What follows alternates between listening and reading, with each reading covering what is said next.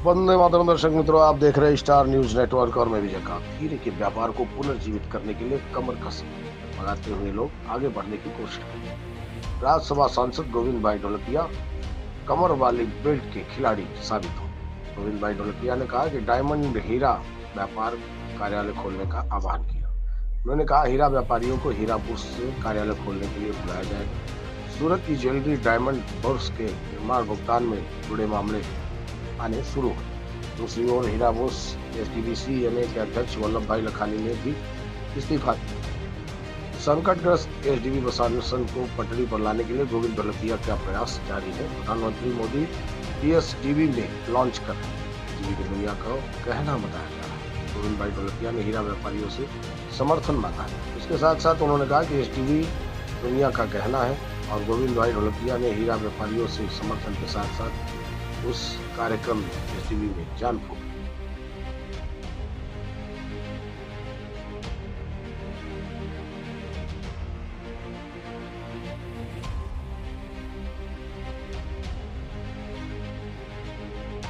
Surat diamond બોર્સના chairman અને રાજ્યસભાના સાંસદ એવા આદરણીય શ્રી ગોવિંદભાઈ ધોળકિયા,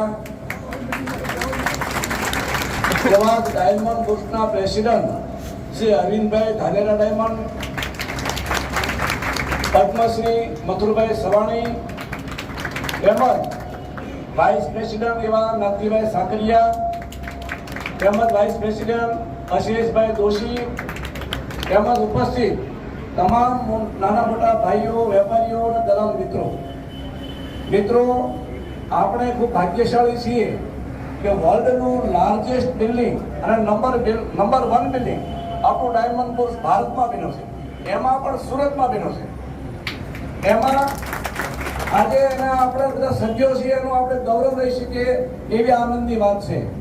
દરેકની રૂબરૂમાં તો અમે મથુરબેન ગોવિંદભાઈ જ્યારે રાઉન્ડમાં હતા ત્યારે વખાણ કર્યા હતા, પણ સાંજે એની કેબિનેટની મીટિંગમાં તો એમાં શું થાય ખબર કે જો બધા હારે આવે ને, એક પોલીસનું કામ કરે પતલાનું, હવે પતલાનું 10 જણા કે 12 જણા કે 15 જણાનું ગ્રુપ છે, માલ લેશે, એ 15 આવે તેમ ફાયદો શું થાય કે આખું એનું માર્કેટ ને આવે, એને બીજા 500 વાળે કામ નથી, પણ ચોકીનું કામ કરતા હોય, ચોકીના 3 આયરે 3 ના જાય તો નહીં ભાઈ, 20 જણા ચોકીમાં છે તો 20 વેપારી એ કાર્ય જાય, પછી એને બીજાનું કામ નથી, એને ચોકીનું કામ હોય, તેને નાના બ્રોકર હોય, એની ઓફિસો હોય, લેવા વાળા વેચવા વાળા ત્યાં હોય, એવું અમે વિચાર્યું છે। એનાથી કઈ અલગ હોય એ તમને ખબર હોય, કારણ કે પાયાના તમે છો, નીચે તમને બધી સાચી ખબર હોય।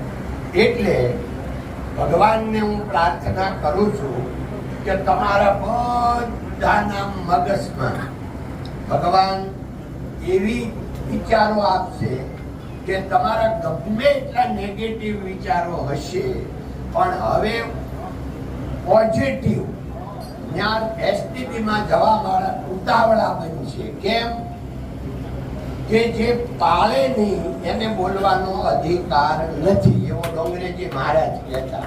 એટલે અમે જવાના છીએ એટલે અમે તમને કહીએ છીએ, એટલે આપણે બધા અહીંયા સાથે જેમ બીડીબીમાં બધાએ વિકાસ કર્યો એ જ રીતે આપણે એસટીબીમાં પણ બધા સાથે મળીને વિકાસ કરશું। ધન્યવાદ। જય હિન્દ, જય ભારત, નમસ્તે।